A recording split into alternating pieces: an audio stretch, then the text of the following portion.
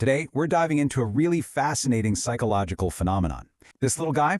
Well, he represents the inner workings of our own minds. He dreams absolutely huge, but he's completely frozen in place. So let's figure out exactly why that is. Now, I want you to answer this honestly. Have you ever met someone who is constantly talking about their big dreams, but does literally nothing about them? They talk about success, making money, completely transforming their life, and they can picture it so vividly. They genuinely believe they can do it. Yet, nothing ever actually changes. You probably know someone just like this. Or, hey, if we're being brutally honest here, maybe you are this person sometimes. Don't worry though, the psychology behind this is incredibly validating, because this lack of action, it isn't just laziness, not at all. It's actually rooted in some super deep, hidden psychological mechanics.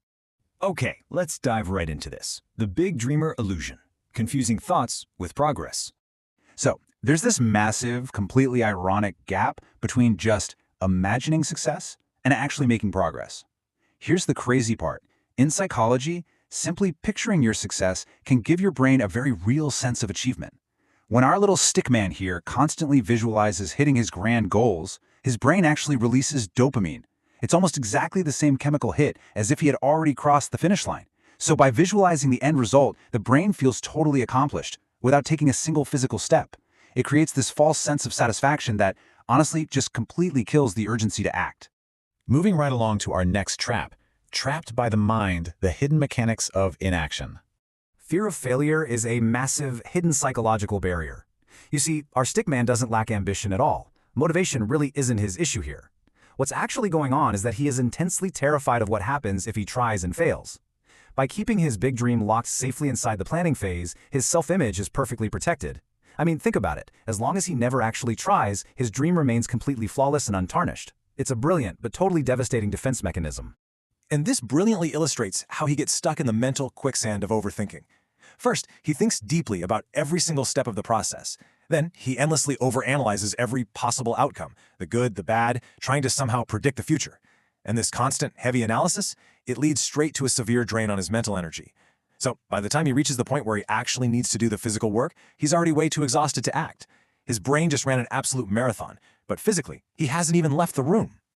Up next, the perfection paralysis, waiting for the right moment.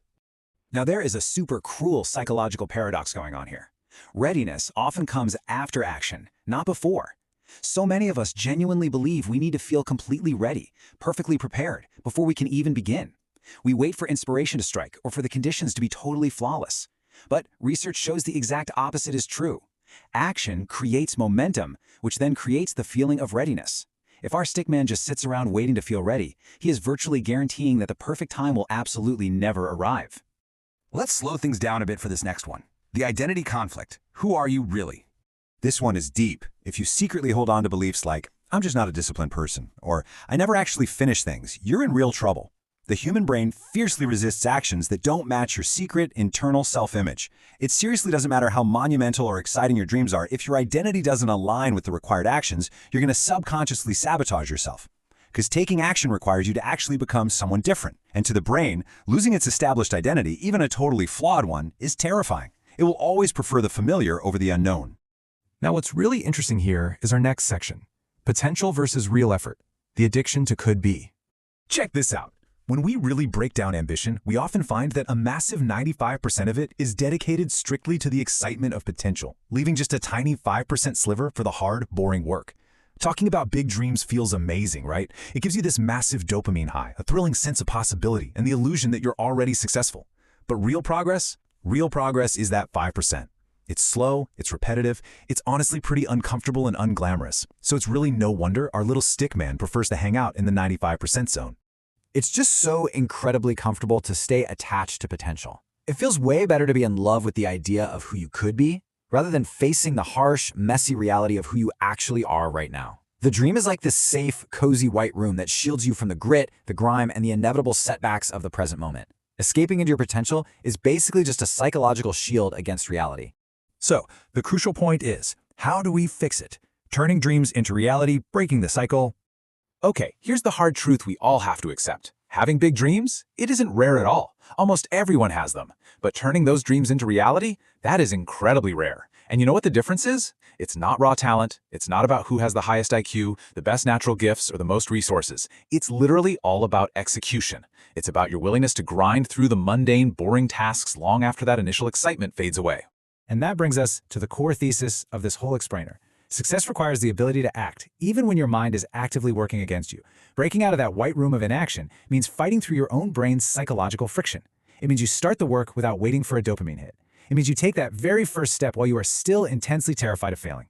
It means taking action long before you feel ready or qualified. You literally have to consciously override your brain's default system that's just begging you to stay comfortable.